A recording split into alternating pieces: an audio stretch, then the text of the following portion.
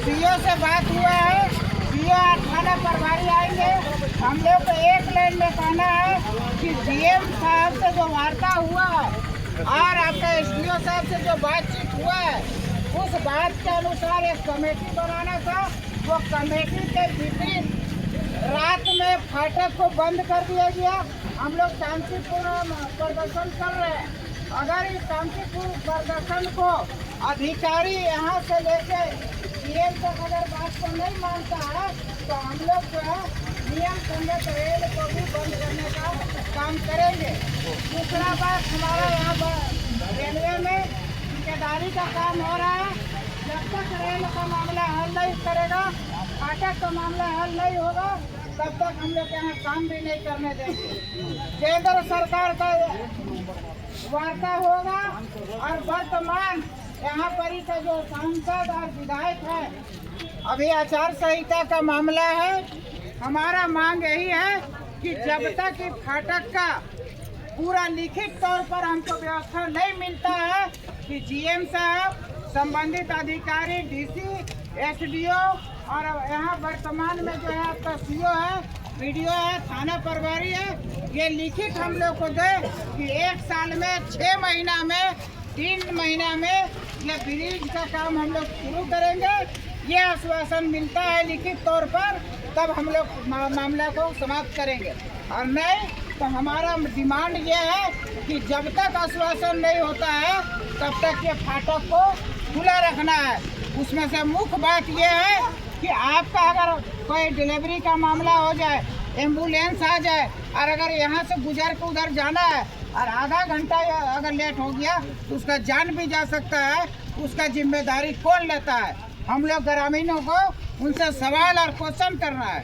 और दूसरा बात यह है कि यह रोड जो है NH 23 और NH 75 को जोड़ने वाला है और यहाँ पर हमेशा 500 गाड़ी का आवागमन होगा और इस रास्ता से गुजर के जाने में हमारा बाल बच्चा, हम लोग का भविष्य को नुकसान और अंधकार में जाएगा। तो हम लोग को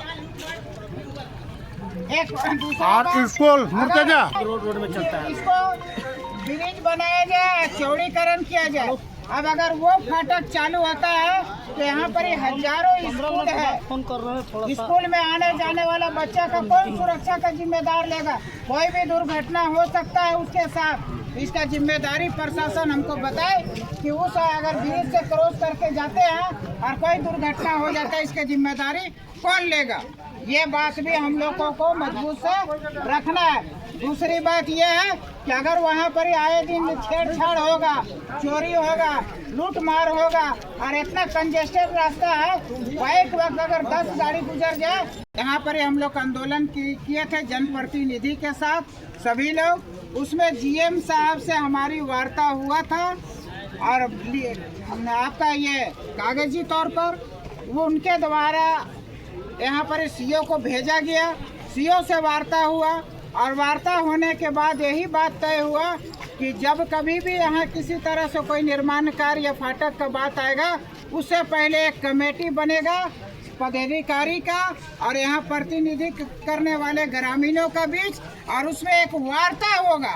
वार्ता में निकल के अगर आता है मामला कि अगर यहाँ पर ही फाटक को हटाने का बात होता है तो हम लोग को लिखित आश्वासन मिलेगा तो हम लोग छोड़ने का काम करेंगे इसको चालू।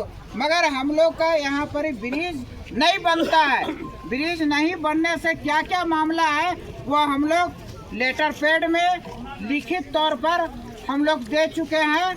आपका माने वर्तमान सीओ को भी दे चुके हैं, आपका जीएम साहब को भी दे चुके हैं, आपका यहाँ पर स्थानीय विधायक को भी अवगत कराया गया है और मेल के द्वारा केंद्र सरकार की जो रेलवे मंत्री है उनको भी हम लोग मेल के द्वारा भेज दिया गया है।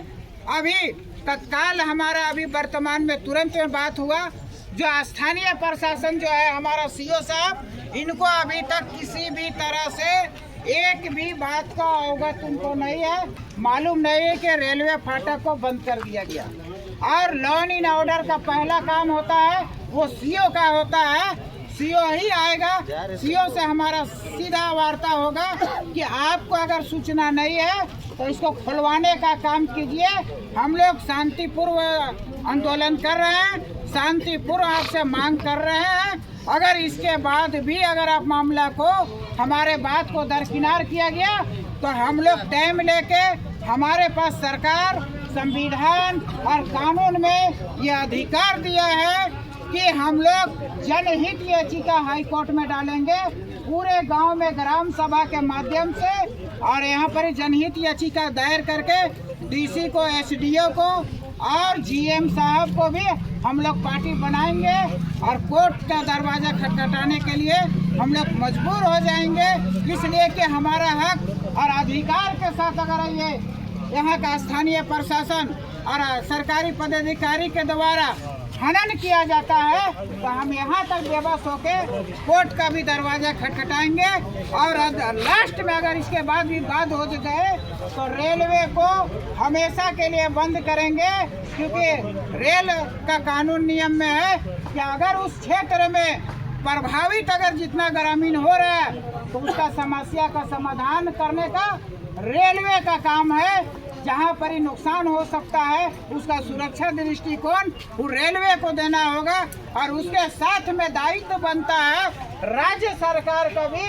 उसका राज्य सरकार का इसलिए दायित्व बनता है कि राज्य सरकार का भी राशि लग के और केंद्र का भी राशि लग के कोई योजना को धरातल पर उतारा जाता है। तो हमारा राज्य सरकार से भी ये निवेदन रहेगा और मांग रहेगा कि अगर हमारा जनहित मुद्दा को अगर राज्य सरकार और केंद्र सरकार सही से नहीं रखता है तो हम लोग आंदोलन करने के लिए बाध्य हो जाएंगे।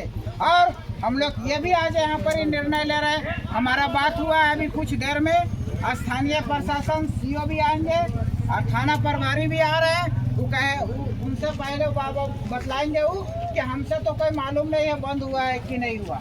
इसके माने स्थानीय प्रशासन एक्टिव नहीं है या उन जागरूक तो नहीं है, जिसके कारण ये दुर्घटना माने होने का आशंका है। आज जो ग्रामीण अपना कारोबार छोड़ के, दुकान छोड़ के, घर छोड़ के आज यहाँ तक बुलाने का काम करवाया है, उसका मुख्य जिम्मेदार प्रशासन के द्वारा है और रेलवे का है। आज हम लोग चेतावनी दे के उनको अवगत भी करा देना चाहते हैं कि अगर मेरा बातों को अगर ध्यान से नहीं रखा गया तो ऐसा 50 को फाटक बनेगा, उसको भी हम लोग तोड़ने का काम करेंगे।